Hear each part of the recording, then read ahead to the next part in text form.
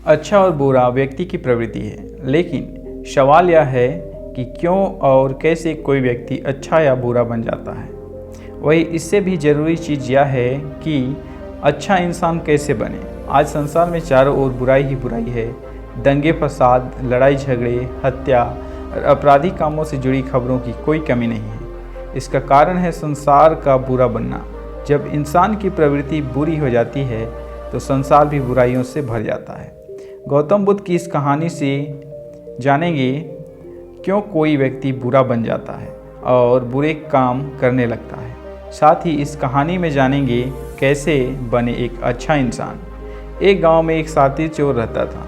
पूरा गांव उस चोर के बारे में जानता था, लेकिन इसके बावजूद भी कोई उसे पकड़ नहीं पाया।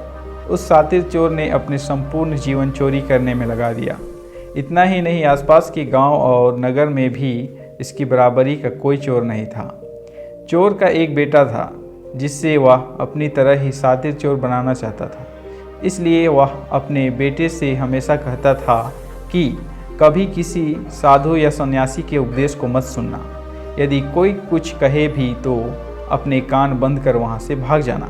बचपन से ही उसका बेटा अपने पिता से इन्हीं बातों को सुनता आ रहा था, जिस कारण से उसके मन में बैठ गई थी। ऐसे में बड़े होकर बेटा भी अपने पिता की तरह शातिर चोर बन गया। एक दिन उसे बड़ा लालच आया और वह राजा के महल में चोरी करने के उद्देश्य से जाने लगा। तभी रास्ते में लोगों की भीड़ नजर आई।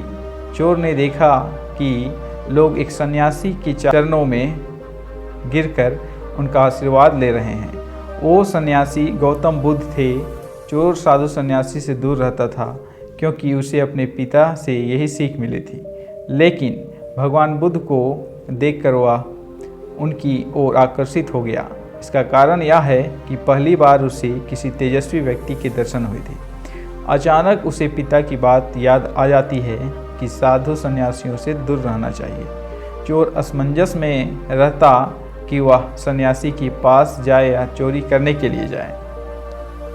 एकाएक उसके मन में यह प्रश्न आता है कि आखिर पिताजी क्यों साधु संतों से दूर रहने को कहते थे। इसका उत्तर जानने के लिए चोर भी लोगों के बीच बैठ जाता है और भगवान बुद्ध के उपदेश सुनने लगता है। बुद्ध लोगों को झूठ बोलने की व्यर्थता और विश्वासघात के बारे में बताते हैं। उपदेश समाप्त होने के बाद जब सभी लोग अपने घर लौट जाते हैं और चोर भी चोरी करने के लिए महल की तरफ निकल जाता है, लेकिन पूरे रास्ते वह यही सोचता रहता है कि क्यों ना एक बार उस सन्यासी के उपदेश में कई बातों को मानकर देखा जाए। इस तरह से वह चोरी करने के लिए महल की दीवार से कूदने के बजाय महल के द्वार से अंदर जाता है। उसे देख महल के द्वारपाल उसे रोकते हैं और भीतर जाने का कारण पूछते हैं। चोर कहता है, मैं चोर हूँ और महल में चोरी करने जा रहा हूँ। द्वारपाल उसकी बात सुनकर हंसने लगते हैं और कहते हैं, जरूर यह महल का सेवक या नौकर होगा और हमसे मजाक कर रहा है। यह सोचकर वे उसे महल के अंदर जाने देते हैं। महल जाने के बाद चोर खजाना रखे तिजोरी के पास पहुंच जाता है और तिजोरी को तोड़कर धन और आभूषण को पोटली में भरकर भागने लगता है। तभी उसकी नज़र महल की रसोई पर पड़ती है। रात होने के कारण सभी सो रहे होते हैं और रसोई में कोई नहीं रहता है। चोर को जोर की भूख लगी थी, इसलिए वह रसोई में जाकर पेट भर खाना खा लेता है। इसके बाद चोर वहाँ से जाने लगता है। तभी उसे बुद्ध के उपदेश में सुनी दूसरी बात याद आती है कि जिसका नमक खाया है उसके साथ कभी भी विश्वासघात नहीं करना चाहिए। चोर सोचता है, मैंने इस महल का नमक खाया है, ऐसे में इनका धन चोरी कर मैं उसके साथ विश्वासघात नहीं करूँगा। इसलिए चोर चुराए हुए धन को रसोई में ही छोड़कर जाने लगता है।